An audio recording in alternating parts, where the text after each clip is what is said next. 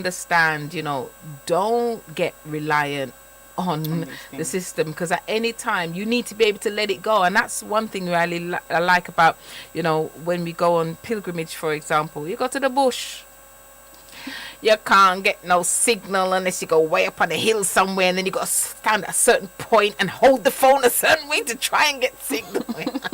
You're in the bush, and you learn to live in nature. Disconnect from this wired internet and connect into the wireless nature. Allowing your spirit and your energy to just connect to nature. There you will find the biggest galactical connection you could ever want. And that's what's missing. We're so tied into the modern world and its accoutrements, that we find it hard to let go. So it's gonna get even more testing, and a lot more's coming out. So, and it also looks like switching back to the US now. So it looks like their president is on his way out. Is it a couple of weeks before he goes? A week, actually. 1 week. Yeah, 1 week. And just to kind of touch on what you said about the WhatsApp and the privacy, he's actually now barred from social media. I don't know why we're giving that one so much airtime. Actually, I'm gonna have to be honest. I do not watch much news. I'm just not in their world, really, really not. But I think over the last 4 years, I've watched more American politics than I have even, I'm sorry to say, even when Obama was there, because you'd hear and that, but it's just very boring. That man has been so hilarious, so funny, so colourful, so disruptive, so unpresident-like. He's just been like, so it's been a good show to watch. Like, get your popcorn out and right, and now it's kind of like, we're done with you now. You don't have freedom of speech anymore. We've just taken that away. Goodbye. We've closed the door behind you now. So, but this is the world. This was the American dream, people, that people signed up for. Well, hey, look at the American dream. That's the point. That is the American dream. And what you witnessed last week is the reality of how America came to be. That's the American dream. They just put a gloss on it and made it look like it's something that it's not. So when are we going to wake up? When are we going to wake up and have our own vision to create a world that we want to see? You're in tune to Blessed Radio. You're listening to the Wisdom of the Nile show. I'm HEZTAH. And I'm Jody. And we are sharing with you, well, that wasn't ancient wisdom. That was just our kind of banter, our talk, right? But we certainly will be sharing with you wisdom of the ancients. I'm also going to give you the phone number if at any point you want to call in. It's 079 444 31366. That's 079 444 31366. Has there been anything else that's caught your attention out there this past week, Jody? Hattie. What's been happening out there about for the you? children. Yeah, of course, every time. What's going on with the children? Denmark, there was a Denmark TV station have introduced a children's show character aimed at children ages 4 to 8 with a giant penis. I mean, a children's character with children's show, and that's their main character. They said that the character goes through challenges, and the whole purpose of the show is to talk about how he goes through his challenges and learns to discipline himself with his gigantic penis. How does that work for children? Why is that appropriate for children?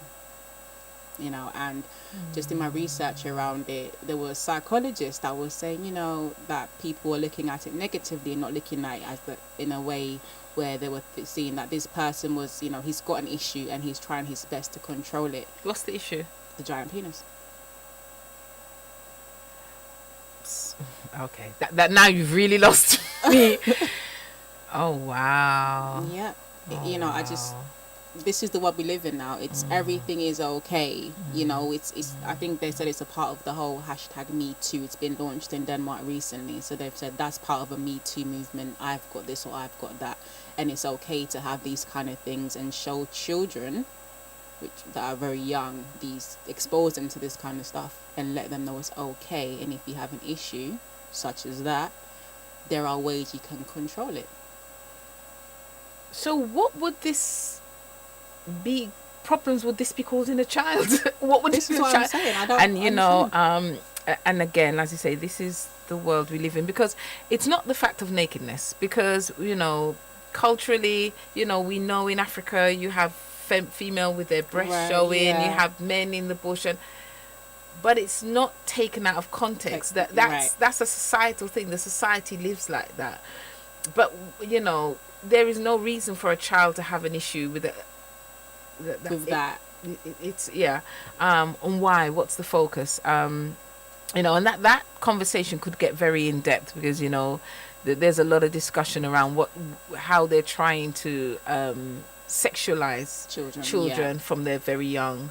And you know, and then that lends them to be more promiscuous or to get involved with, you know, sexual encounters, you know, very early. And the thing is, the reality is, you know, there are so many other things to consider. You know, the human being has many aspects to them. Absolutely. And rather than talking about controlling, you know, his large penis, how about controlling his anger? How about controlling his frustrations? How about controlling him shouting? Because those are very real issues that even the adults haven't. The adults haven't managed to get in control of that yet. Those are very real issues that the child needs to control. Not just things like that, not body parts at that stage anyway. Exactly. It's neither here nor there. Yeah, but, you know, so you know, what is it? What happens when the society is no longer focusing on human quality and telling the child to focus on human quality? But you know, I think in this period we are kind of witnessing like the fall of the system, for me anyway. And I feel like people are definitely going to need spaces like the Earth Center to focus on themselves, because what's out there, it leads to nothing. It goes downhill. Yes. Yeah. 07944431366. We are sharing with you just some of our thoughts in terms of what's going on out there. Okay, I think we're going to share a little bit of music, and on the other side of the music we're going to share a piece. So this week's topic is, what is discipline? Discipline. So we're going to be talking around the whole area of discipline. So see you on the other side.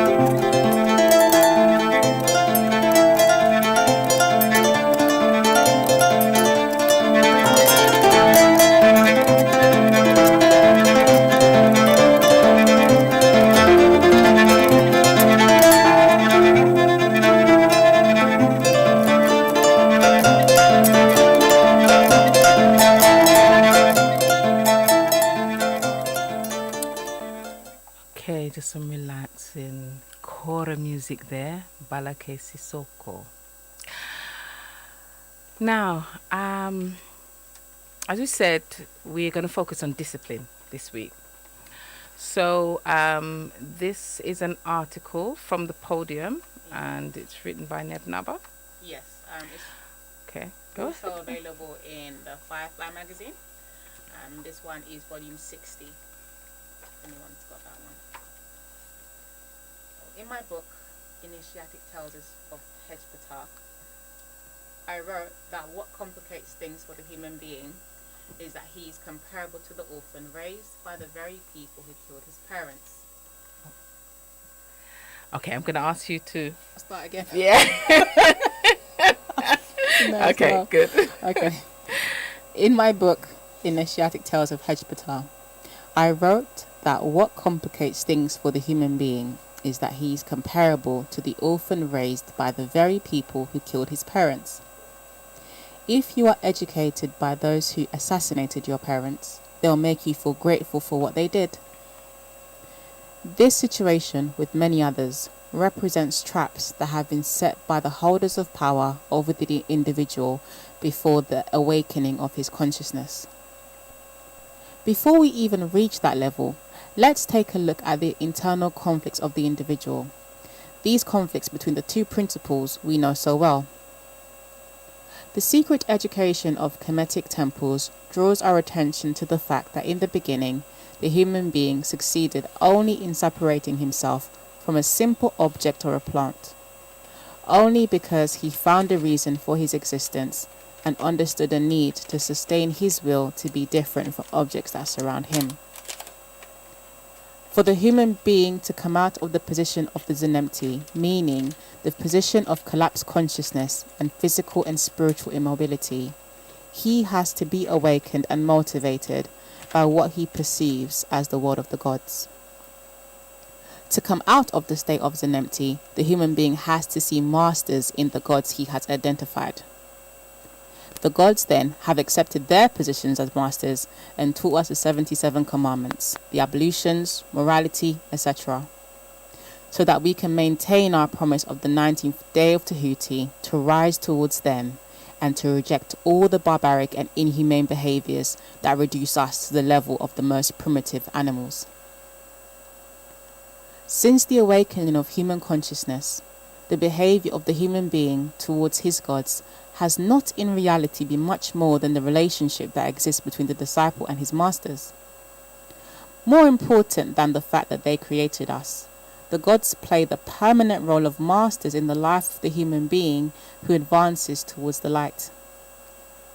It is this situation that places the spiritual priest, or the guide of spiritual activities, in a very important position in the life of the individual and of the entire society. If the gods do their part to inspire the consciousness of the human being, then among humans, those who guide the steps of the individual towards the world of the gods become the masters who lead us towards the great masters.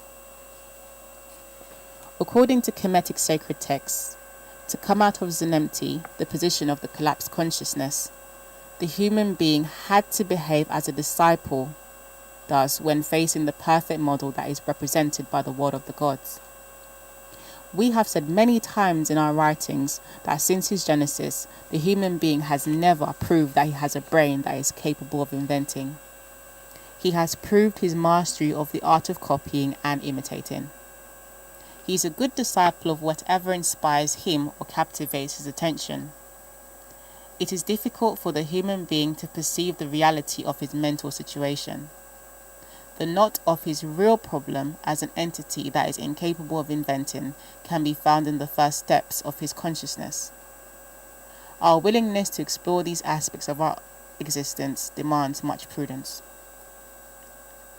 We must start by filtering this life so that we can separate ourselves what we believe from what is and from what we perceive. We must try to understand, or at least imagine, what could be a consciousness that is deprived of all motivation. We shall then see that we have just described a situation that is close to death, if this is not actually what we call death. According to the Kemetic sacred texts, even the great majority of the gods became, because they came out of the state of the collapsed consciousness. To be or to become something, one must first come out of the state of mental inertia. This coming out of a state of inertia does not depend on the quality of what inspires us. At birth, the consciousness of the being is looking for only one thing, and that is to come out and introduce any dynamism into its existence. This is the case regardless of the direction that is taken by his existential movement. The individual will not hesitate to internalize the first influences to which he is submitted, even to the point of believing that this first influence is a part of his identity. He is then the disciple of whatever he found on his arrival. He will see, in what he has perceived, the path to follow, a model to reproduce, etc. Because the human being has always needed a master, he found this master everywhere he looked. Everything the human being says and does, he says and does it only because he is obeying a master. The question that became enigmatic for the human being of the modern society is to know, to recognize, to identify who is the master of the person talking and acting. It is the master who instills in his discipline a given behavior, and that behavior, in its turn, is determined by the goals decided by that master. The master, according to the goals he has set, will decide the do's and don'ts to which the disciple will consciously or unconsciously submit. What we call nowadays discipline is in reality defined as the art of being a disciple. There is simply no disciple without goals and without a master. If it is true that secrets of a human's intelligence reside only in what he has been exposed to, we can see how fragile our situation is as individuals arriving in a world that has already been transformed into a battlefield between good and evil. This is made more complicated by the fact that each force is claiming that it is working for the good of humanity. According to the holy drama, every individual is Heru. This godchild, born an orphan and premature, with a mission to re-establish the name of his father, who was killed by Seth, a god that is omnipresent. Heru's situation is made more complicated by the fact that he must fight a god who has preceded him and witnessed his birth. Seth had the advantage of enough time to prepare himself and to prepare the ground in his favour by placing all sorts of traps. The position of the human being at birth is comparable to a consciousness that is trying not to fall into a big hole in inertia. The human being who is falling in a hole will grab even the blade of a sword that is pointed at him. The recruitment of the individual starts at that level. He will then become the disciple and will be proud of his sense of discipline without trying to know who his masters are or what their ambitions are. These situations have allowed many slavery-driven societies to perpetuate their culture and to expand through the principle of education and discipline by an invisible master. For the world to survive the evil that is expanding, every individual must look for the faces and the ambitions of those who, until now, have directly or indirectly taught him what he now thinks he knows. We must also try to see if the world we live in is the kind of world we came here to build. If all the evil that surrounds us is part of the world we came here to build, we are simply part of the problems of humanity. We are the disciples of the destructive forces, and this is how our sense of discipline destroys the world. Discipline is the art of being a disciple. It is the art of following a master or a guide. But one does not follow a guide if it is not to go in a given direction. To be a disciple is then a vital necessity for every consciousness that comes into this world.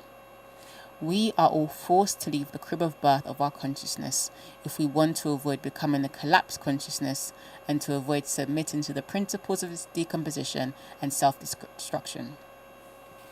The need to leave the crib has been imposed on us by nature without taking into consideration the fact that we don't necessarily know which direction we must take to help preservation of the principle that gave us a chance at our experience on this earth.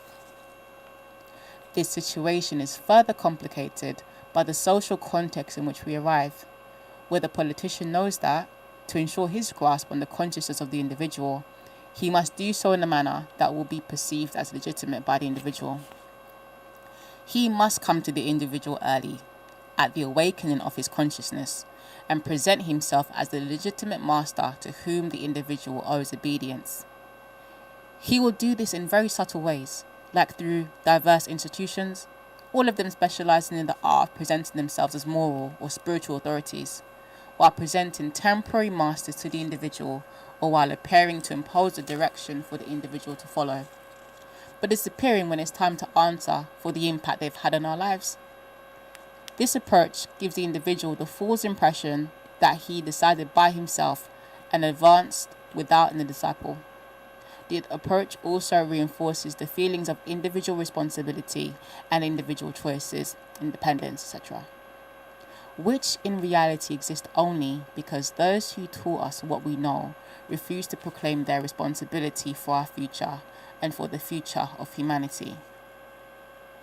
The human being has always needed a model to follow. He will find that model in anything that he can perceive. The secret in control of humanity lies in placing one's values in such a way that they can be internalized by those who perceive them. The individual will never accept easily the fact that he is, in reality, a puppet submitted to those who have succeeded into affecting his centers of decisions and emotions. If we understand discipline as the art of being a disciple, we can see why, for a long time, those who taught us discipline as a needed value made sure not to complete the equation by teaching us at the same time to refuse to see in other humans the masters whom we must value, accept, and honor as though they are truly helping us to come out of a collapsed consciousness. The politician knows that his social ambition will succeed only when the individual sees in him the absolute master of his destiny and the destiny of the society. For that, the individual must believe instead of look for knowledge.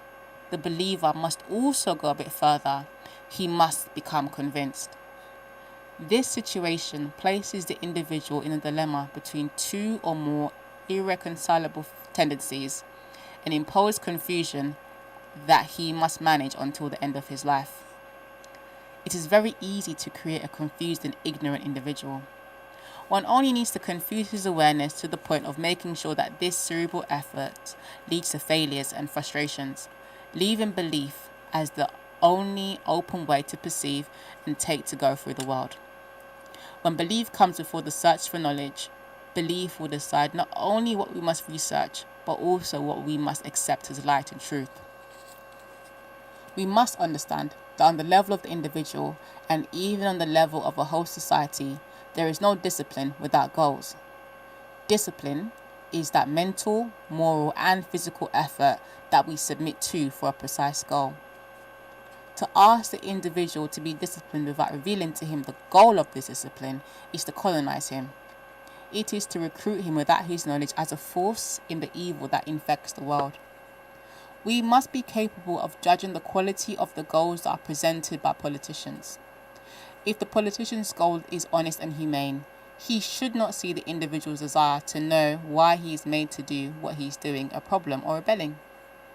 The human being may not know how to tell the difference between good and evil in the context of the dimensions of the universe of his action, but he can, on the basis of what he has presented to his consciousness, project a vision that is more or less acceptable of what can be perceived as the good of the world. Every individual has by instinct decided to fight against the forces that keep him on the path of self-destruction. It is this instinctive attachment to life that became the real reason behind our actions. From that level, it all became a matter of our level of perception. We avoid what we perceive to be evil and we pursue what we perceive to be good. Our problem at that level lies in the fact that our perception is not necessarily a reality. It is dependent on factors of education and internalization. What we perceive is what has succeeded into reaching our consciousness. The human being who's advancing towards the light must confront all the resistance. Everything pushing him towards the politicians' logics of destruction and self-destruction will try to seduce him by exploiting his weaknesses and vices. This is why we must be aware of our condition as disciples if we want to be able to question the direction of our life is taking as well as the direction being taken by the world we came to build. We shall then, at least, understand why discipline is, for us, a necessity.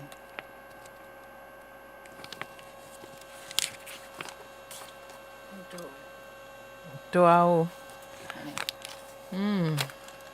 There was a lot of food there for thought. A lot of food there. I think I'm just gonna play a little something again. Let that sink in, and then we're gonna come back on the other side. So let's hear some of the drums this time.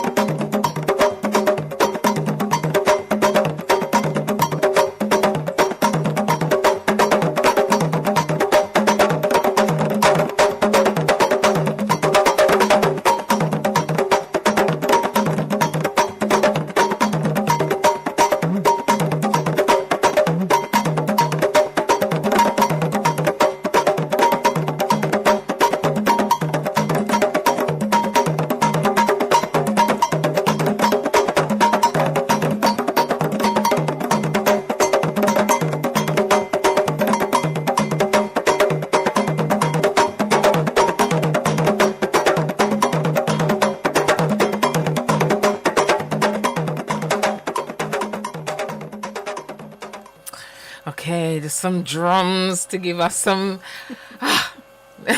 some energy, some more vibrations. So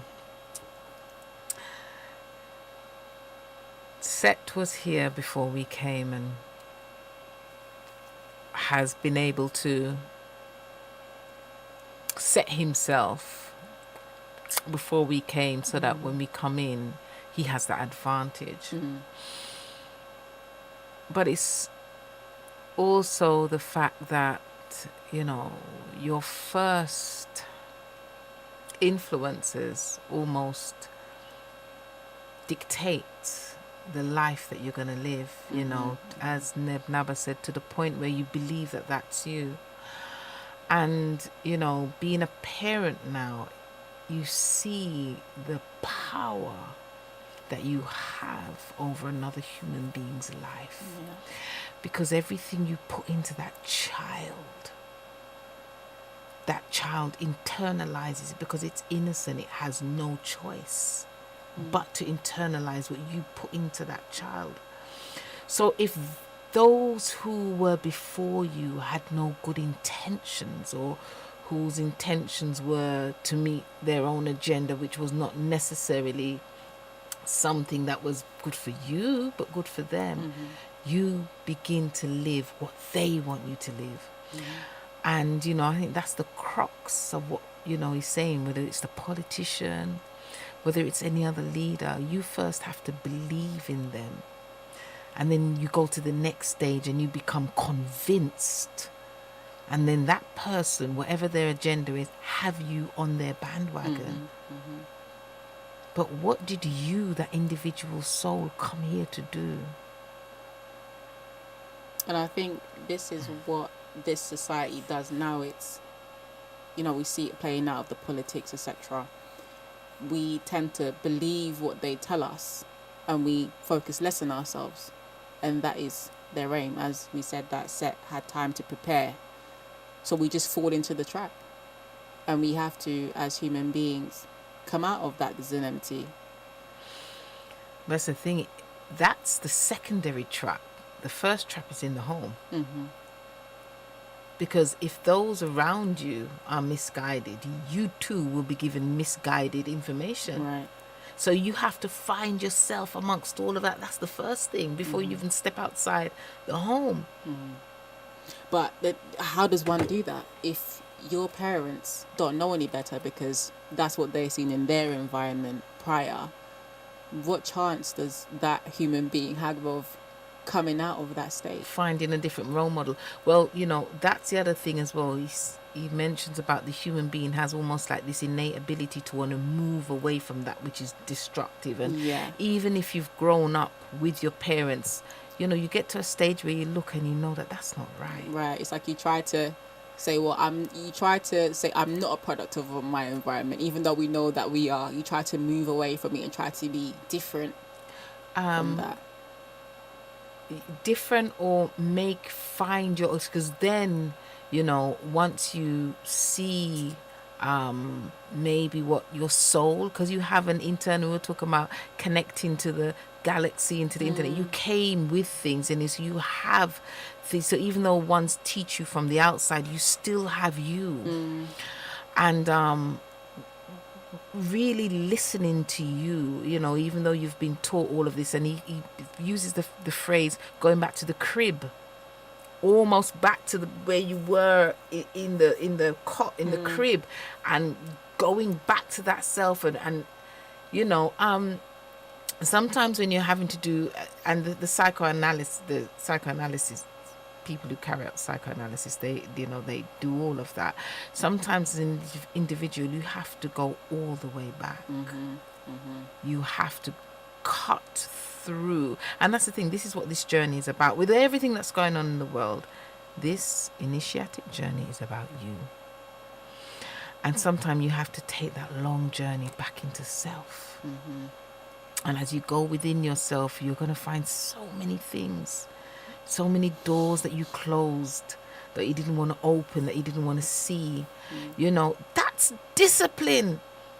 Because it's easy to watch TV. It's easier to follow someone else. It's easier to do something else than deal with yourself. That's the easy route. I remember when we had the orientation day, and I come with my sister. And I think it might have been yourself or Hatini Boapti that was speaking, was saying, this initiation is about you and kind of facing yourself.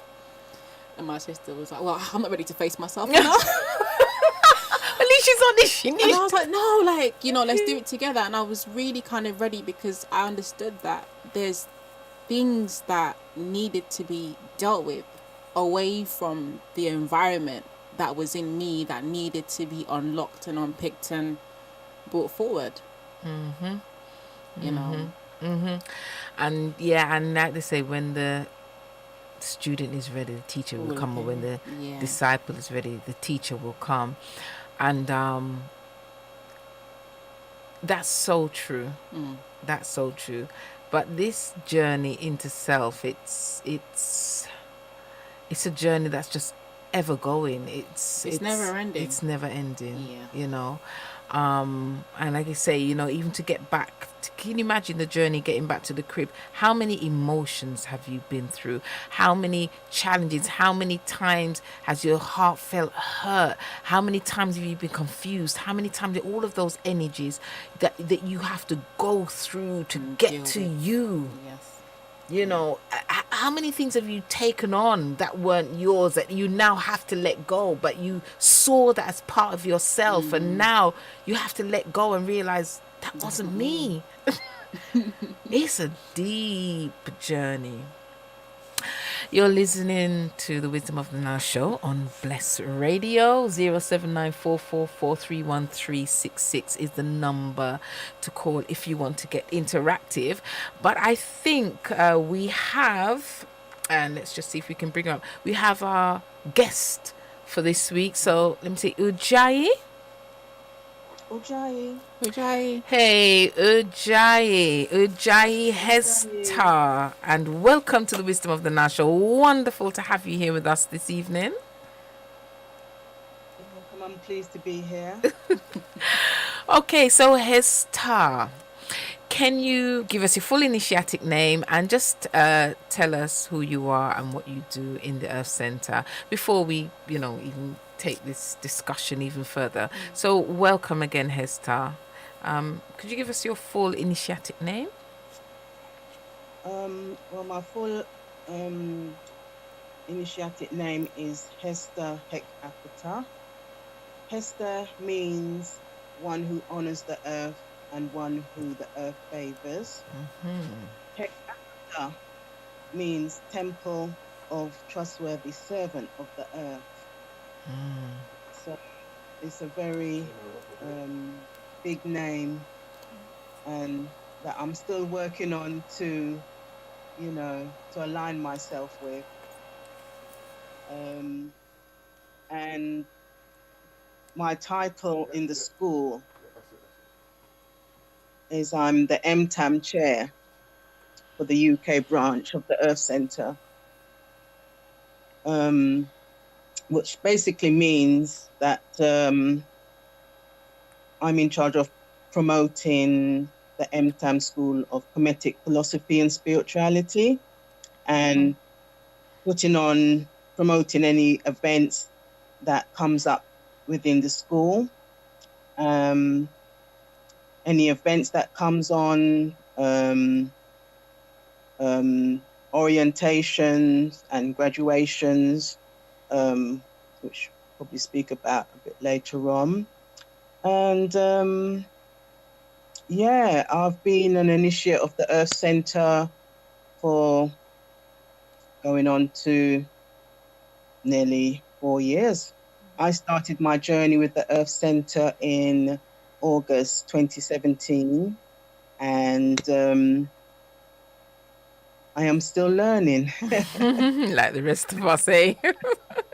Welcome. Thank you. Thank you for sharing with us. I don't know if you got to hear the piece that Jodie just read from the Philosophy Podium. She read from the Firefly, but it's from the Philosophy Podium, on discipline. And, we were saying that one of the most important thing, the key thing about this journey is that it's about you. It's about yourself. It's about, dealing with yourself. What would you have to share with us this evening and the listeners with regards to that topic of discipline? It's a very, very big topic. You are basically dealing with yourself, and like anything else, when it comes to learning about you, who you are on the earth, no one doesn't want, you haven't been taught to do that. We've been taught to do the opposite and not to learn about ourselves. So, and what I mean by that is we get brought up into a system that is basically teaching us to just live in a society where we are like robots.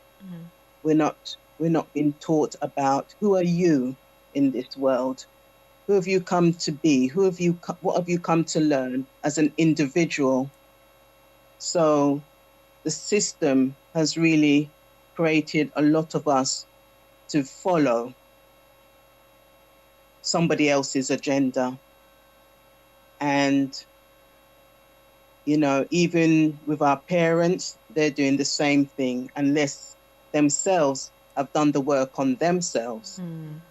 So it's a very, very deep subject, discipline, because, as you know, you have to work on yourself, and it's very scary and you want to just put it off.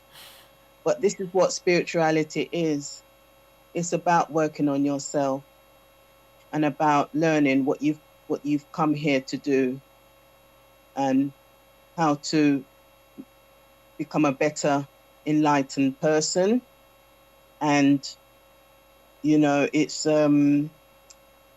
there was a lot in that chapter there, what Jodie had read, and you've got to read it quite a few times to let it register what Nebnaba is talking about.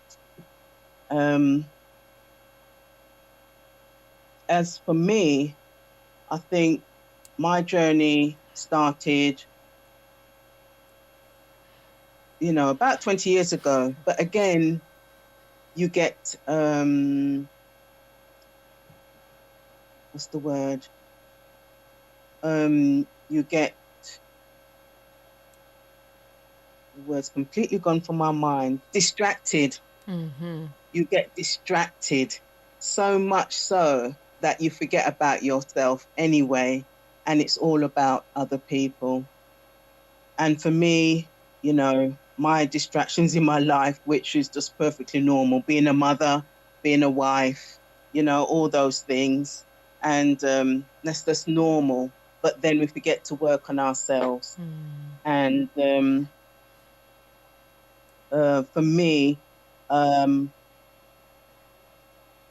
it's just now, as I started my journey with the Earth Center, that I have started to actually work on myself and stay focused on working on myself. And it was always said to me about, you need to learn spirituality. And I used to say to people, what do you mean? What do you mean? And being an initiate of the Earth Center, I know what that means. It's not an easy path to go. It's a very challenging path, because you're starting to peel away all the layers of what you've been taught as you grow up in this society. So yeah, it's very deep. Hatani, what were It's some very of deep. the challenges that you faced as an initiate when you came to the Earth Center? Well, my first challenge really was taking in the knowledge that was given. I didn't want to believe it. Yeah. It was, in some ways, I took it in, but I couldn't take it in fully, because I still had this, I still had all of this programming from when I, from education of, this is what it is, which is basically not the truth. Religion also was a big part of my teachings growing up. And again, none of it really resonated with me, but yet I still hold on to it, because that's what I knew. I didn't know anything else. And even though you study other things, this knowledge, what you've been given by the Earth Center, it undo all of that. And sometimes for me, I had to really struggle to let go of all of that. And that's what happens when you start to learn about yourself and learn about the truth of humanity. So for me, was letting go.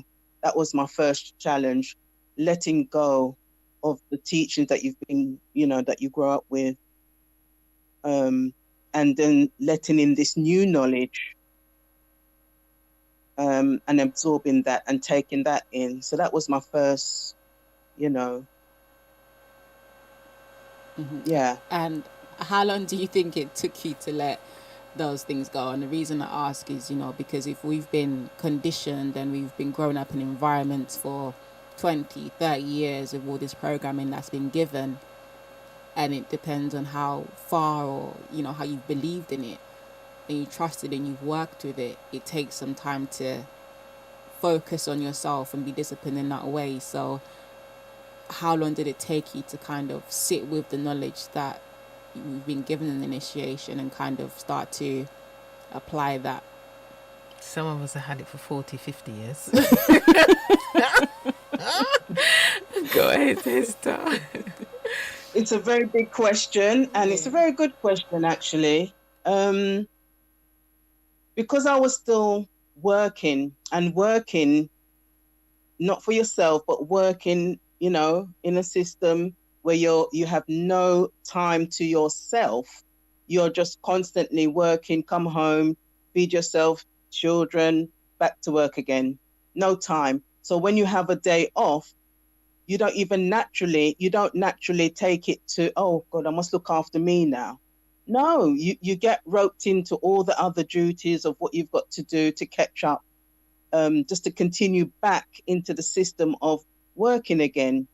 So just imagine, I was still in that when I joined the Earth Center. And it took longer because of that. The only time when it started to really register is when I stopped working, when I wasn't in that workaholic mode of, like a robot. I had time to start to sit down and think. And that was the start of when I actually the knowledge started to sink in, is when you are not distracted to the extent where you don't have time to even sit down and read a book. So for me, it took me about a good year, a very good year. So yeah, it's each individual really. It just really depends on where you're at. But I truly believe if you are not in a position where you are not, you're working full on and you don't have time to yourself, it will take you longer to absorb the knowledge, because you really do need that time to sit down and really take yourself away from all the distractions of normal life. Yeah. I mean,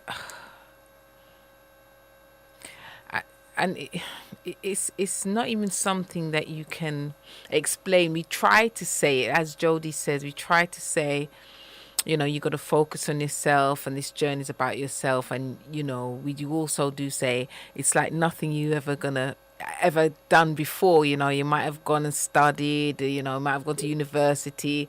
This is different. It's literally a life-changing. It's a life changer. It really is. It's different. And this whole thing about having a goal, Zenempty, when we first came upon them terms in the initiation, I remember when I first came upon it, we would call them zombies, right? Like dead. And then as we begin to, week after week, go to the classes and then hear and understand more about, how you, as Neb Naba said, have to take responsibility to take yourself out of that Zenempty, to move towards that spiritual, to differentiate yourself from the animal, the kingdom, and the plant kingdom, and to have that goal, that spiritual goal. And we know about the vow that our ancestors made on the 90th day of Tahuti, to rebuild the spiritual, the divine world, the world of the God here on earth, yes. Yes. It gives you a something to look towards, a divine world, because we're always talking about raising your quality, and as a disciple, or one who exercises discipline, you're about raising your qualities, and yes. That takes working on the self, and one of the big ones is emotional control. Oh, yeah. Go ahead, guys. What are you gonna say? Yes, that was one of mine. Very much so. Emotional control. Very much so. Yeah, that one was so much hard work to to really not take things emotionally all the time. I literally used to do that all the time, just take it on, and I would feel everybody's energies, and and I would just run React. away with it. React. And it was that reaction was, oh my God, it was very challenging for me to kind of tame that, to tame that, emotional side of me. But Yeah. it's so much hard work. It really is. And I mean, that's one of the things that initiate needs to have is emotional control. Because if you think about it, Control. if you're not in control, all someone has to do, and the word they say is push your button. All they need to do, if they know you, they just push your button, you're gone. That's it, you're gone, literally. And that's what Neb Naba's talking about. You're a puppet, somebody else is controlling you. And once they know, for example, you have that weakness, they'll just push that button and then you'll react, and you're not in control. Yeah, you're not in control of yourself. It's as simple as that. So even when Jodie was talking about this Danish program, these are the things you need to be teaching the children. How to manage your emotions, because these children are going to grow up, become young adults, get into relationships. Somebody's going to say something that hurts your feelings, or how do you manage yourself? This is so important, and that extends into a society. Yes. Yeah. Very, very important. Yeah. It's a very big one. And we're still having to having to manage that. It's not as if, when we talk about emotional control, that we've got our emotions control, because you're a living human being and emotions are always rolling through you and passing through. But it's actually when it turns up, being in control enough to say, no, that's not how I'm going to react. This is what I'm going to do instead. Yes. And that is the key. It's turning that emotion off and reacting in a way that is more logical to a situation. That's right. And that takes discipline, because you have to really get to that stage and you have to work on yourself. Yes. 100%. Yeah. It's the working on is the challenging part of it, and sticking to it.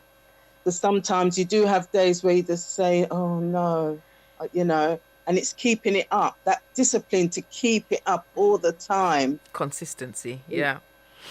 Consistency is very challenging, and especially in this world now. We're telling you. And one of the things that in the emotion, I've never spoke about perception, because sometimes how you perceive something actually isn't the case, and so you have this emotional reaction to your perception, but the perception wasn't the reality. And so it's a double whammy. You've perceived something wrong, and now you've reacted to it, to something that wasn't real. It was something that was made up in your mind. And you know how many times people do that? That's what you need to teach the children. Yeah. All the time. Yeah. That happens all the time. Yeah. So and this shows you how important, as a parent raising a child, if you yourself haven't even had those kinds of teachings, and managing those emotions, it's and if that's the parent that taught you, like you said, then if that's what you learned in your first 7 years, you're going to see that as you. You're going to think that that's you, not realizing that was somebody else's emotion, somebody else's perception that was channeled into you, but it doesn't mean that's you. And that's where, when you start to work on yourself, you're doing all that unlearning. Exactly. To find out who you are. Exactly. And that's what we're talking about, uncovering who you truly are. And that is work. And that takes discipline. Yes. That's the discipline. Yes.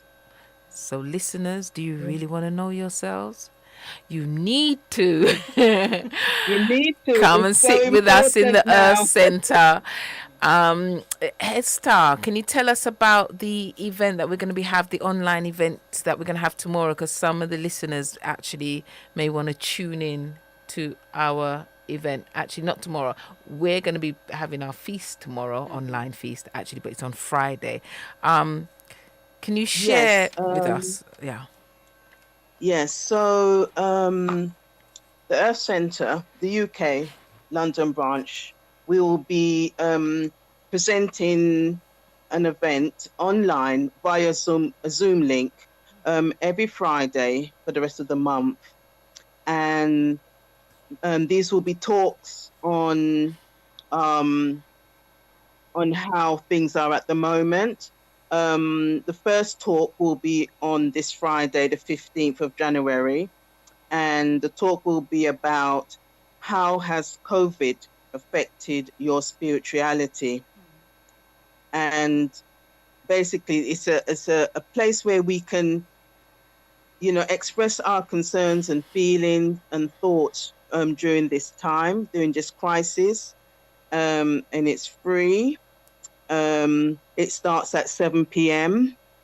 and the community can ring up and actually, they can just voice their opinions. We'll have some readings from some of our literatures, and basically, it's just a place where we can just, share what's going on in our minds, and express our concerns. That's right. And it's actually go on, go ahead. Yeah. No, sorry, you go ahead. No, I was going to say it's actually a Zoom online It's a Zoom event. online. That's right. Yeah. And it's entitled. Also, yes, go ahead. It's entitled "The Importance of Initiation Whilst the World is in Crisis." And I know you said to the end of March. I think it's going into February till the 5th of February. So if anybody wants to communicate with us, you probably might have to go to the Earth Centre UK's to get the Zoom details, because it's very, very long and I don't want to be saying JMSTQPRNM. So you can. It's also on the Earth Centre Facebook page as well. Yeah. And we will have orientation coming up soon, so keep an eye out for that as well. For orientation. Yes, HEZTAH, you was going to say? Also, we do have the Earth Centre of Coventry. They're also holding talks, a roundtable discussion on Saturday, the 16th of January, where they be talking about identifying yourself within your language. Their talk starts at 5 p.m.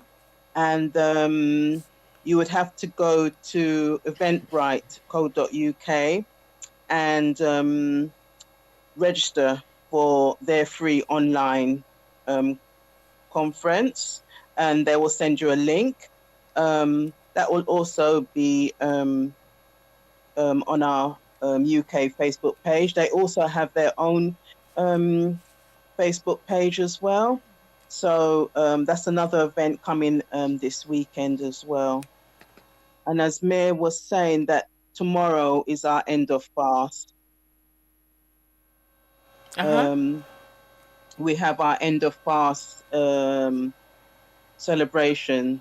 Normally we would be going to the temple and, sharing our food and just really, talking about how our fasting period, we just had a fasting period for 10 days, and we'll be like sharing how it was with everyone else.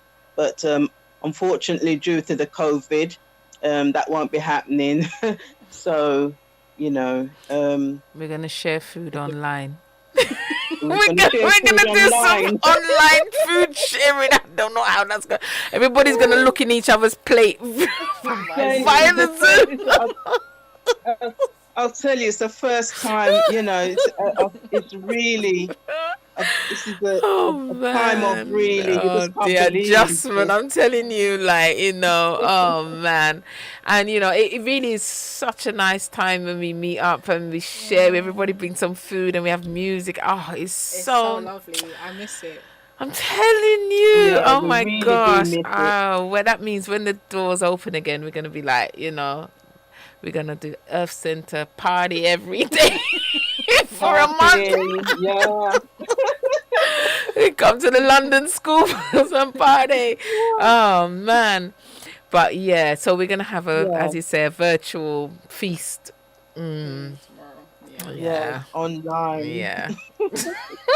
Oh, wow. Yeah, no. But we have to navigate the waters and do what needs to be done during this time until, this too shall pass. So Yes, yes, Hester. So it sounds like we've got a few things coming up. So we've got the tomorrow we have The feast. for the London School. We'll be having a like I said, a virtual on that. So we'll be meeting as initiates and just getting some catch up and how have things been over the fasting period and that kind of energy, that vibration. And then on Friday, as you say, 7 o'clock, the London School will be having a time for you to come, and we're going to be reading, sharing knowledge from the initiatic temples in that space. But it's a time for you to come and hear the wisdom of the Earth Center. Just a safe space, a sanctuary where you can just yes, come and unload and share, and there'll be initiates yes, on there, and we'll have that space to sit and talk. Really yes. have that community. Yeah, that community talk. So we really look forward to seeing you tomorrow. And like I said, you can go onto our Earth Center page, and that's the Earth Yes. Center Of UK. UK. Yeah, the Earth Center UK.com page, and Mm-hmm. you get information there, and you can also call us on. The phone number is 0208 558 3678. Yeah, and you can call us just for general information. If anything, you can get someone at that number, and if there's someone you want to speak to, maybe you're interested in orientation that will be coming up soon. We'll say soon for now because soonish. We'll have the graduation, and the graduation will be those initiates who from our London 6th gen, who so that will be good for you to come and witness a graduation. So we will be giving you details when those dates are going to happen. We know it's going to happen. It's just the actual formalization of the dates, and after that we'll have the orientation. And we know that there's been many people who have been showing interest into coming into the school, so that will be happening in the near foreseeable future. HEZTAH. Yes. Yeah, so what else would you share with our listeners who are, because you are the chair for the UK, as you said, and the is the one responsible for the the teachings of the Kemetic temples.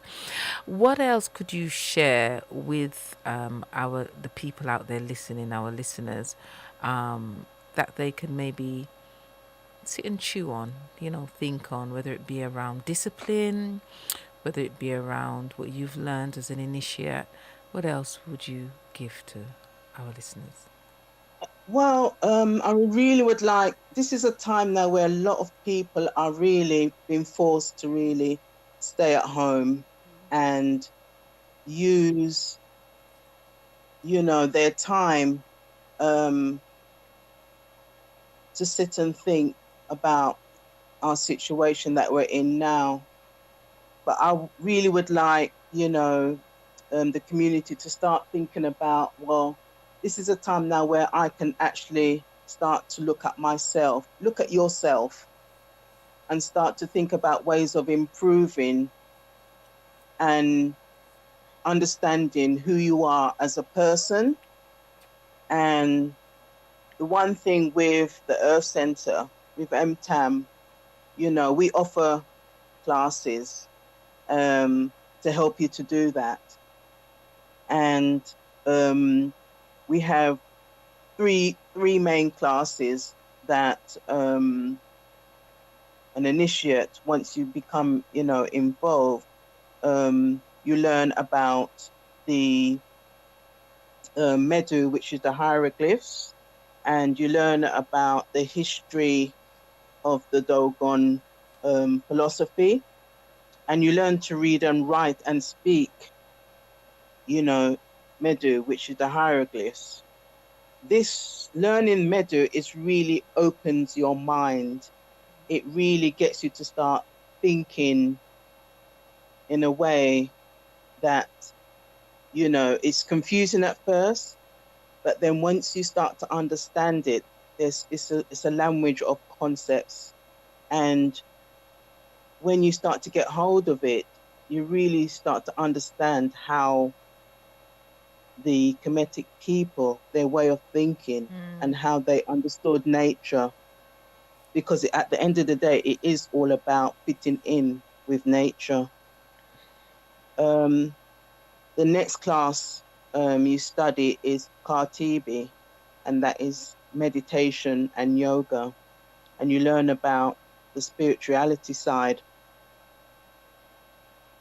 of the Dogon priesthood and what they do. You're learning about the ancestors. And that is one thing that we don't learn about, is our ancestors. It's a very important part of our existence. So the knowledge is really very deep. And to know how connected we are to our ancestors, we are our ancestors. But I won't go into that now, but it's very deep knowledge. And this will help you to assist you into knowing yourself. Also, we have Sunt. And Sunt is about learning how to maintain your health, learning how your body functions from a traditional perspective, you know what is good for your body and how the body really functions. And all of these subjects are very deep concepts, which helps you to opens you up to the truth of how we are existing, and is so much connected to nature. So I would just like to encourage the community. We have orientation coming up soon. Our doors will be open again for you to come in and to learn about this knowledge, and just be prepared to start to learn about who you are. The work is really about you. Nobody else but yourself. That's right. But the tools you learn here, there will be, you'll treasure them, because you'll realize how important they are to your existence. So that's what I would like to say. Just be prepared to learn about yourself, and it's never too late. It's a never-ending journey, isn't it? I mean, no A matter how, never-ending journey. it's Never ending. Yeah. And it requires that discipline that we've been speaking And about. that discipline. And hard work, because it's not easy changing yourself.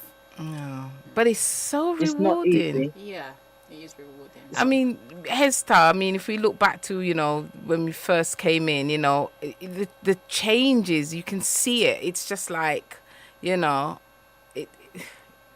can see it, the stability, the clarity, and, the thing is, because we're all in it, no one is better than anyone else. We're all humans, and you're all going through. So, even if you would like to think that you're, in a better space, we all know you're not. Everybody you're you're not. You're just the same as everybody else, because we're all going through it, and you'll soon learn that, and that's one thing in the center. They kind of just watch you go through your stages until you come right back down to reality. You can't come right back down to reality. What would you I say? was saying, one thing I remember you said when we first started is that you can't hide, and I was like, And there's you no mean? hiding place. Everything comes out. There is no. Yeah, Yeah, everything comes out. yeah. And Everything comes out. yeah, and and that's the thing with society. You're good at kind of putting the shield up and kind of hiding behind. You show the best and you don't show, but this is one of those you can't hide, and especially when you go to pilgrimage. Lord have mercy. Everybody know your business. There's no hiding place. It's like everything's just exposed. You can't hide. It's like they can just see through you anyway. But and I remember seeing, and it's really interesting because I see vestiges of that in the Caribbean, because everybody know everybody business. Everybody them know your business before you even know it. You'll step out your house and they know what happened in your house, right? So it's the same people. So even more in Medita, in the bush, and doing the spirituality, the spiritual work, the Umtam readings, everything. It's even deeper. So we can associate with that because our culture is that. Our culture is, we say a fast, but everybody know everybody business. And there's the pros and cons, but certainly the pros, at least if any little thing, you see Mary from morning, you see Sandra from morning, long time, and anything could have happened. Somebody came along. Whereas here, during the COVID, you know how many people I heard they'd been dead in their house? For days. For weeks.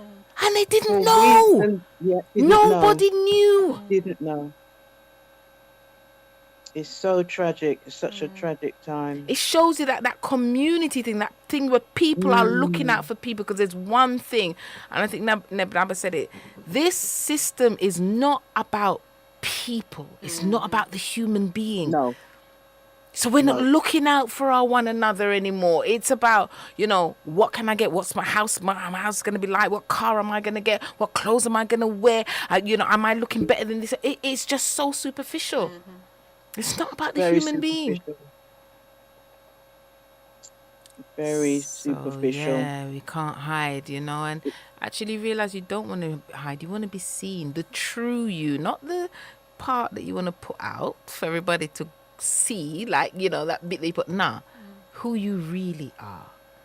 And because none of us are better than each other, we're all in the same boat. We're all working to clear ourselves up, to get the clarity of mind, to have that emotional control, to have that honesty, to stand and raise our quality. We're all on the same journey, So, yeah. Yes. And and when you join, you become a community. Definitely. Because the journey can be very isolating, and we're in a community where we help each other, and and that's the main thing. Is just being in a community so we can all help each other, and we just uplifting ourselves. Hold on, let me just give this number: 079-444-31366 if you want to get interactive with us. We've got 2 lines, so you can still call with HEZTAH on the line. 079-444-31366. But what I wanted to say is, in terms of the community building that you were talking about, like, we have our Sentees group. Sentees is sisters, and even that has been, so strengthening. And we've been able to share things, and and I'll leave you to say a bit about that. But one of the things I want to say is that some of the sisters who has come on, said, well, they're not used to kind of being with sisters and sharing, because, sometimes as Sentees or women, it's more of a competition than a sisterhood, and so that has been really beneficial for so many of us, that being able to share and share some inner things. Look, we've shed tears. Some people have shed tears, and emotional, but it's good. It's that release. We've been able to release amongst each other and hold that space for each other, so that while our sister's going through, we hold that space for her until she's finished releasing, and then she can stand up again, and very important. It's that support, and that reassurance that you're not on your own, you know, and to find out that, oh, another sister's gone through this and another sister's gone through this way, but we're all sharing, and it's like, it is like a release. Oh, I'm not on my own going through this. Oh, thank, you know, it's just that realization is so important. It is. Yeah. It is. It's part of that journey. Was you going to say something, Jodie? No, I was going to say, actually, with the Senti meetings, because I think as women, you know, in society, you're kind of put against each other in a way, work, Yes. and Oh, whoever's yes. got the best this and that. And when you have the Senti group, it's not like that.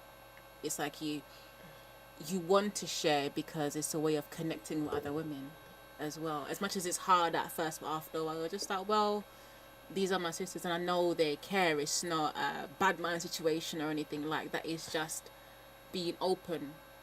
And I think that's what I like the most about initiation, actually, is having that space for women. Yeah. You know, because aside from the lessons, obviously, that having that safe space as a woman to be a woman and not being afraid of being vulnerable also, because we tend to, I know I used to hide behind my emotions, and you know, so it's having that space to just be like, okay, this is what I'm going through, release, cry, being held, you know.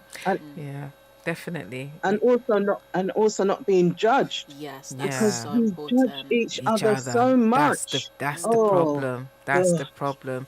You know, but you see, part of dealing with yourself is that we learn that not to have the opinions, and that's a judgment, you know. Yes. So the class, what we learn in the initiation also helps us in that, because we already know, because we're initiates, we already know actually there's a certain way of thinking that you don't bring to that space, you know. There's a certain way of being that you don't bring. So we're already working on ourselves. So we're a work in progress. So we're all in that space working towards the same goal. Yes. Yeah. Yeah. Yes. It's a good thing.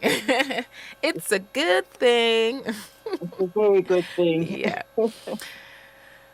So, I think if there's anything else that you'd like to share with us, HEZTAH, if not, we'll. No, I think I've no, I'm good. I don't think I have anything more to say at this moment in time. Okay, well, But I just enjoyed being on the show, and yeah, thank you for inviting me. I want to thank you for being on. We know the little exchange that took place today, and it was really wonderful having you on and listening to your, you know, very calm, measured, and, you know, informative discussion, you know. Yeah, a lot to benefit from that. Well, Nini, dua to you. Dua hatini. well, All right, then. So I'll see you tomorrow. Okay, then. Irihiru, everyone. Irihiru. Irihiru.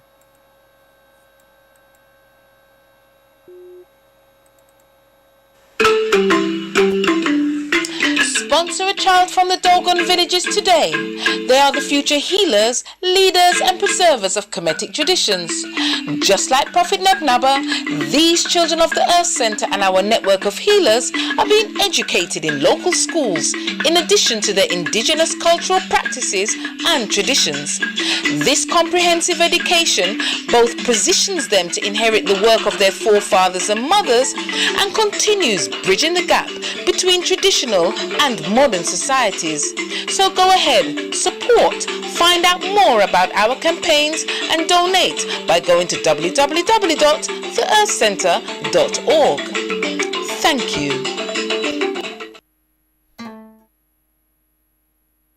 Yeah, so also want to remind about the projects of Medita and the donations, the children to the children's education fund. Let's just play that ad again. Sponsor a child from the Dogon villages today. They are the future healers, leaders and preservers of Kemetic traditions.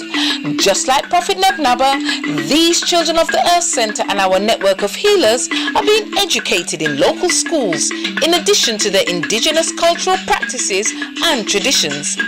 This comprehensive education both positions them to inherit the work of their forefathers and mothers and continues bridging the gap between traditional and modern societies.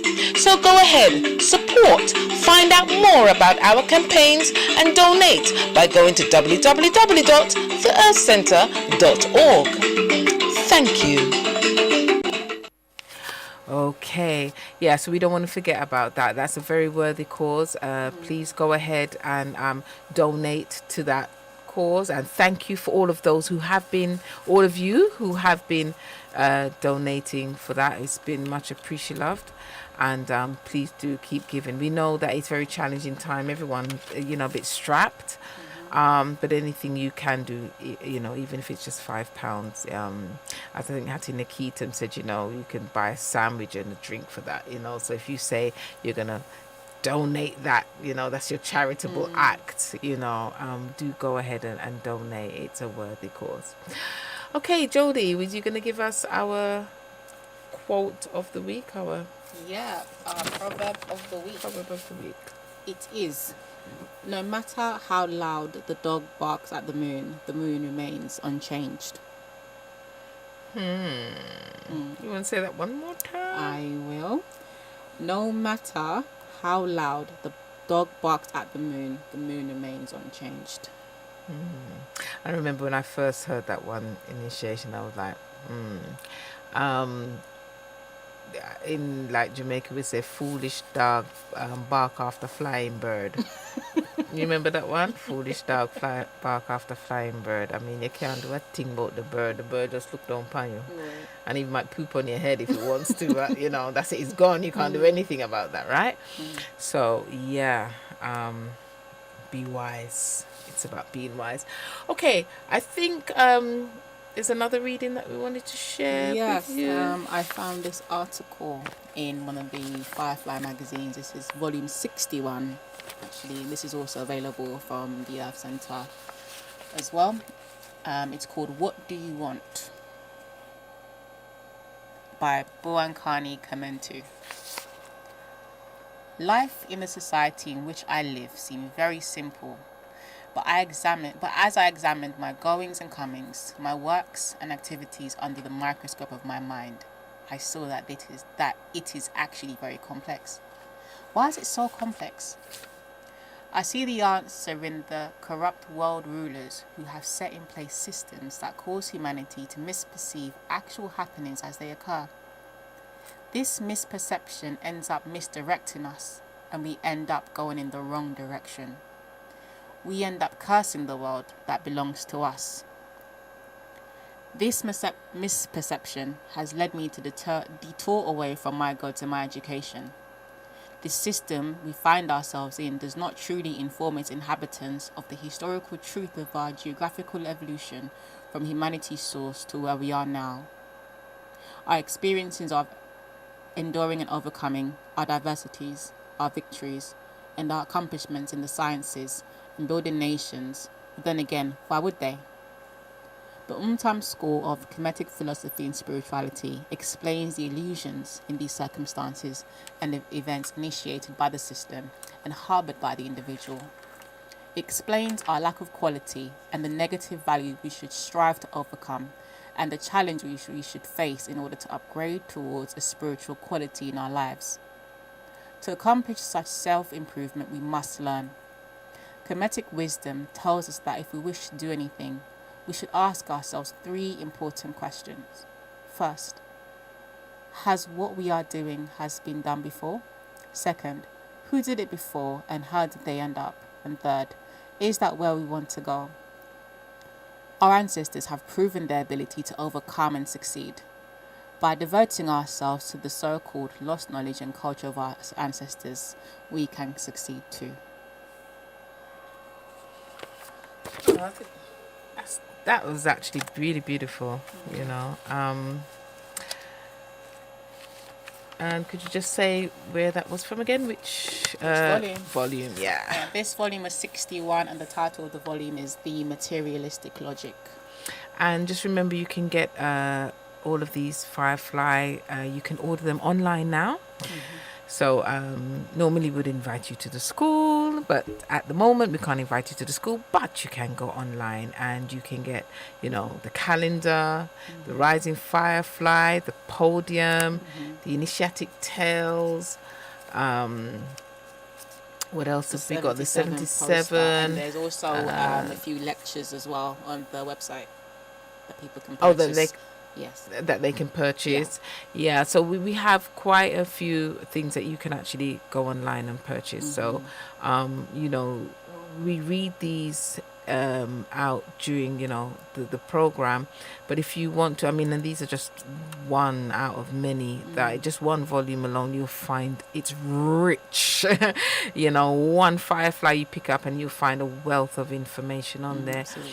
And again, this is the beauty of learning from the Wuserian temples, is that these are teachings that isn't someone making them up. It isn't, the gathering together of different books like the Bible was and put together by someone. This is continual knowledge over time that's just been passed down through the temples that existed over 2,000 years ago in Kemet. And we always talk about Kemet, right?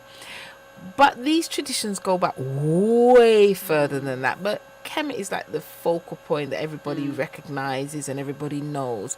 But, African spirituality goes way beyond that. But, Kemet is the Nile Valley region, the civilizations that came down, that region there brought great knowledge to the world, and not just into Medita itself, but out into Asia and across into Europe, because there was that side. There's Medita, and then when you cross that, that Mediterranean or the Red Sea, then you're going into the other areas like Asia, like, Spain, Greece, and the knowledge, and of course, which is why the Greeks would have had contact with Kemet, because they're the closest land mass in terms of Europe to Medita, well, we should say to Kemet. But these teachings, they were around in those times, and as was mentioned in that article, the skill that it must have taken these people to survive what has happened over because this isn't of no simple order, this is like major takeover from the Grecos, and even before that you had the Persians that came into Kemet actually. So that's also important to remember, because when the Greeks came in, the Persians were still around. You had the Romans, and that Roman system has lasted, pretty much into now, although we know that, in the 12th century coming up, they fell into what they call the Dark Ages, and that was when Rome fell. And if you think about it, when Rome fell, because Rome had been taken from Kemet, it had been taken from the Greek knowledge, and the Greek had taken from Kemet, and so they were still looking towards the deities, towards the god. But when Rome fell, when the hordes came and they, all the barbarians as they called them, but all the other tribes came and Rome fell, that knowledge of the ancient, because they did what Alexander did in Greece. They burnt all Roman knowledge. They burnt all the books. And so a great darkness fell across Europe for hundreds of years. They call that the Dark Ages. And we know that they came out of the Dark Ages 1500. Well, what else happened around that time? they began to go into Africa. That's when Europeans now began to go into. So the Spaniards were the first to go into Africa, and to because remember, this was a transfer of power from the Greco-Romans now into Spain, France, England, so a different part of Europeans that had not, who were, because the Romans had conquered all of these initially, these people. So there's a whole history there. And then when you get into the by the time you get to UK, Europe, Great Britain and so forth, and you get into the time of Darwinism, these are the times when Europeans were now, for the first time, for example, and this is something we spoke about recently, but when you think about it, it's really amazing, because they talk about human beings coming from the apes and monkeys, right? And that's Darwin and his evolution theory. But if you think about it, for the first time, these people were now being exposed to chimpanzees. They were now being exposed to ape. They had never seen that before. So Linnaeus, who was the one who was responsible for categorizing, the plants and the taxonomy, he brought that in. He was strictly about the physiology of things. He was not about the spirituality, he was about the physiology. So when for the first time he sees apes and he sees chimpanzees and then he sees dark-skinned people, he begins to think, this must be the connection. Think about it. The Greeks never said human beings were monkeys. The Romans never said human beings were monkeys, because they understood about the spirituality, because they had been exposed directly to ancient knowledge. It really is to understand the timeline. It only came in, this idea of evolution came in when they began to get exposed to Africa and to this new world. And then they saw, there's the missing link. And that's the order that we've been living under for the last how many 100 years? Think about it. You're listening to the Wisdom of the Nile show. Bless Radio 07944431366. We still have a few minutes if anyone wants to call in and share.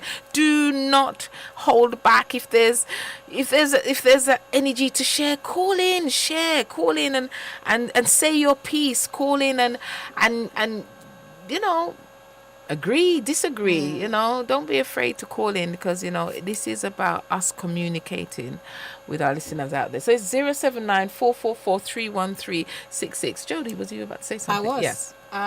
One thing I have to say is kind of being grateful that our ancestors actually had that discipline that we've been speaking about, to hold on to the knowledge and pass it down so we're able to receive it, because we understand that discipline is kind of like having your own goal and your own agenda. So forgetting about what the Romans and the Greeks and the whoever's are doing and invading, but holding on to your own principles and holding on to the knowledge to make sure that your descendants have that and have something to stand on.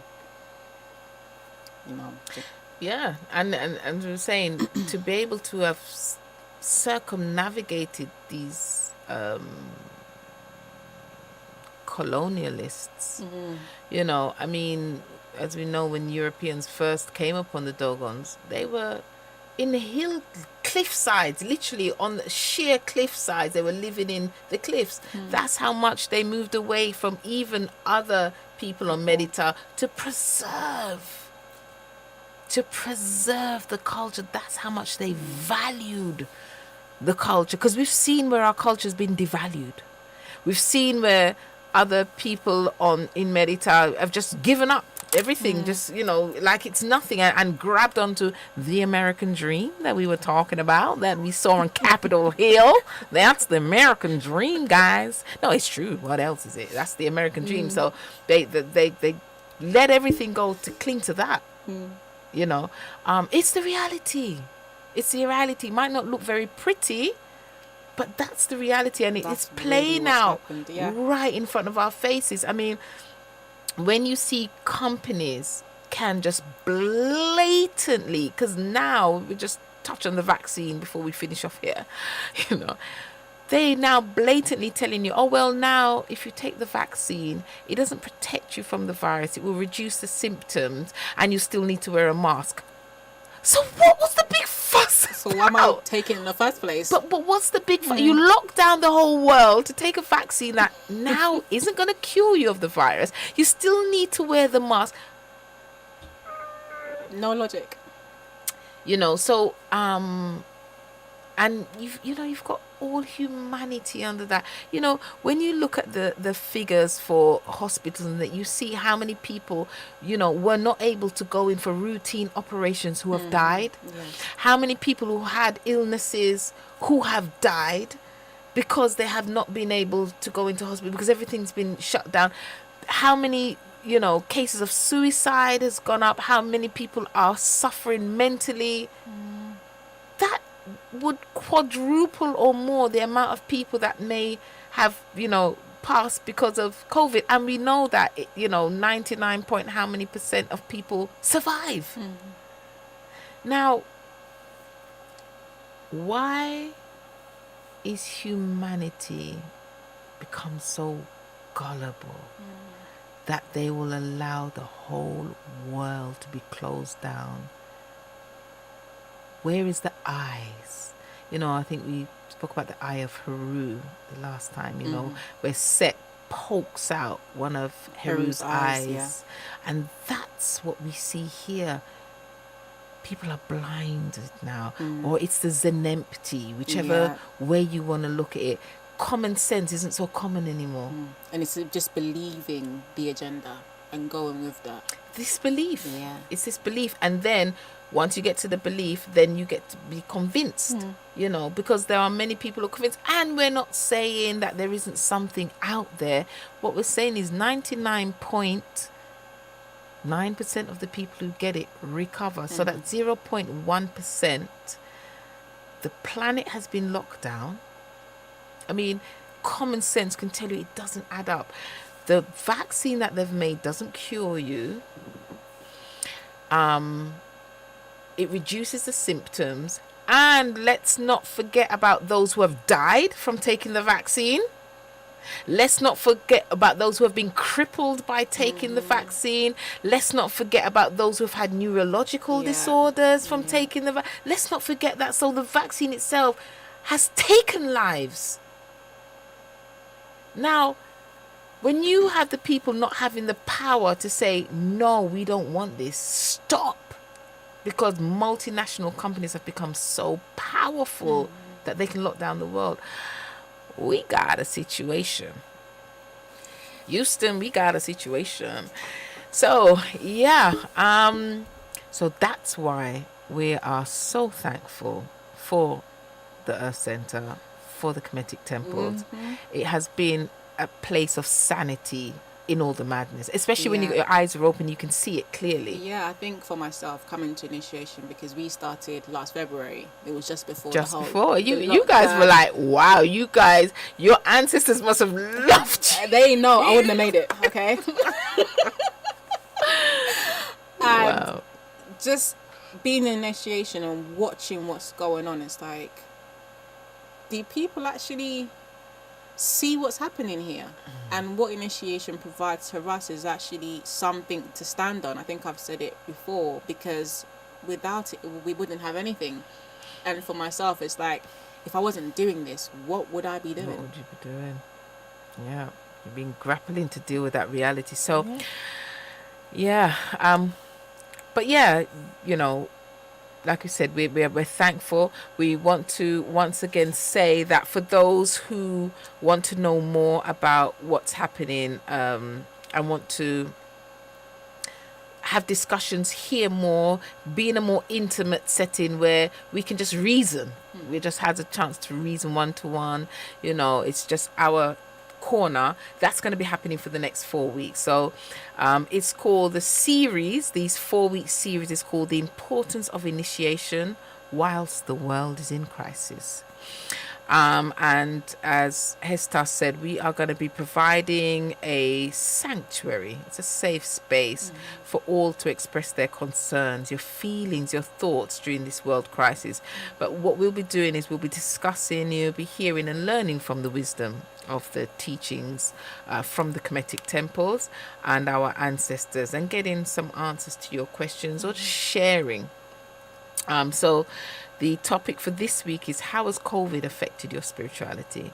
So on Friday the 15th, starts at 7 o'clock. How has COVID affected your spirituality? The following week is going to be the importance of sacred knowledge. The week after that is how to spiritually develop and strengthen yourself. And the week after that is how do we move forward in 2021 and beyond. Yeah. So that's a free Zoom event, 7 p.m.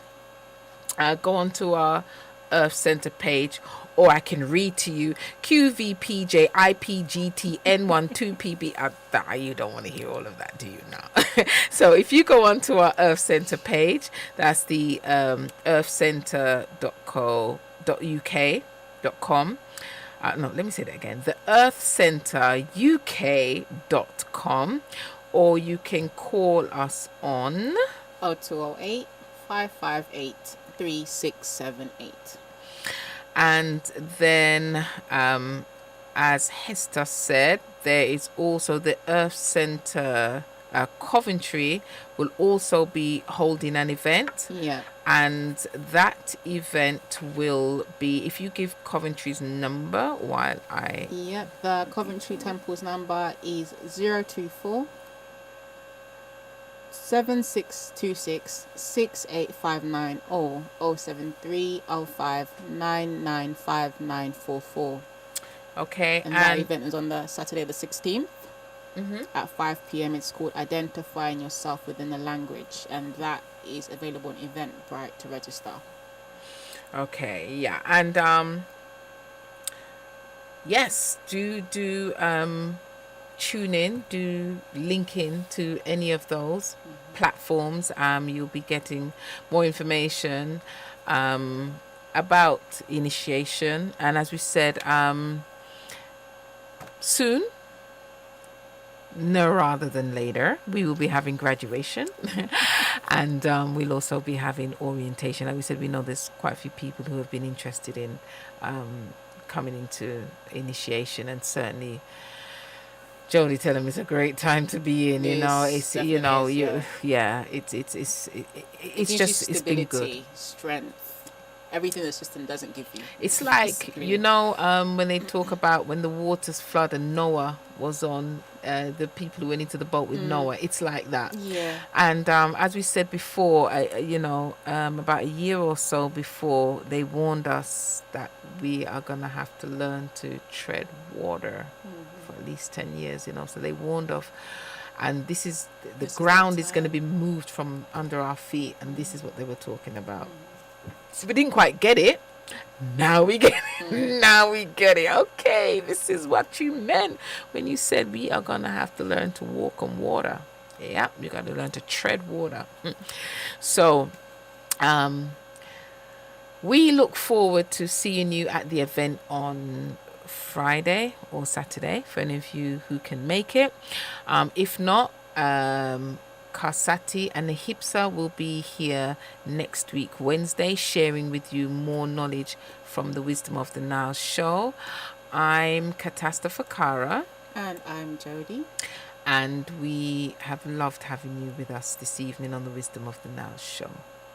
Iri Heru.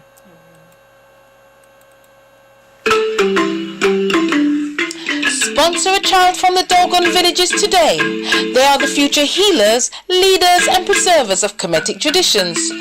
Just like Prophet Nebnaba, these children of the Earth Center and our network of healers are being educated in local schools in addition to their indigenous cultural practices and traditions.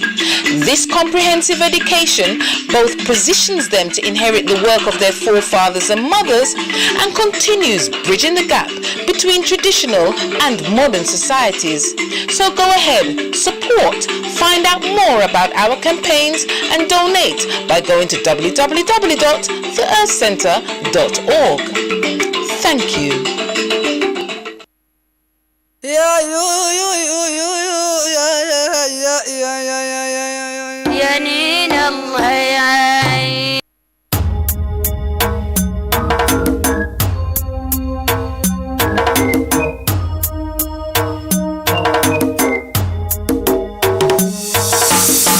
This song goes in the memory of the beloved Prophet Nibna Bala Musa Murden Big, the Dogon Prince, Mahir, the truth teller, Bisina Basa, which means I'll be appreciated after I'm gone. He's the man who overcome the devils with love. He's the man who speaks because he has something to say. The man of wisdom, the definition of humanity. Maheru, Maheru, Maheru. I'm from far away, I'm from far away, far away, from far away, West Africa, from far away, Prophet Naba, far away, La Musa, far away, Prophet far away, Prophet from far away, Prophet Naba, far away, from far away, from far away, Prophet from far away. He's the man of wisdom. He's the man who lived by faith, and not by fear. His greatest wealth is the richness of his soul. He's the man who lived by faith and not by fear. He's the double-edged sword. He's the double-edged sword. He's the key to unlock their treachery. Follow truth and you shall find him. He's the definition of humanity. He's the beginning and the end.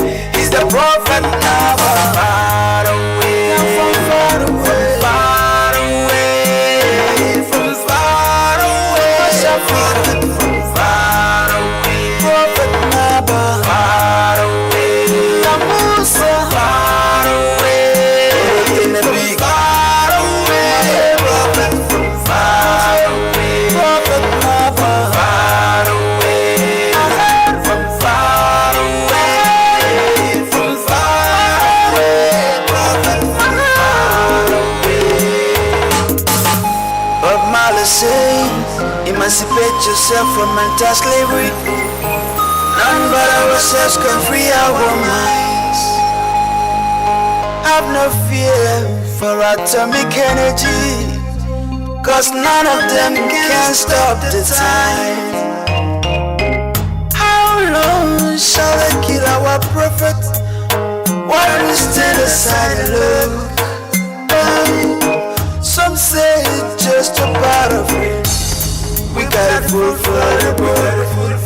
Come to Maheru, come to Maheru, come to Maheru, come to Maheru, come to Maheru, come. He got your untold story. I'm from far away, I'm from far away, far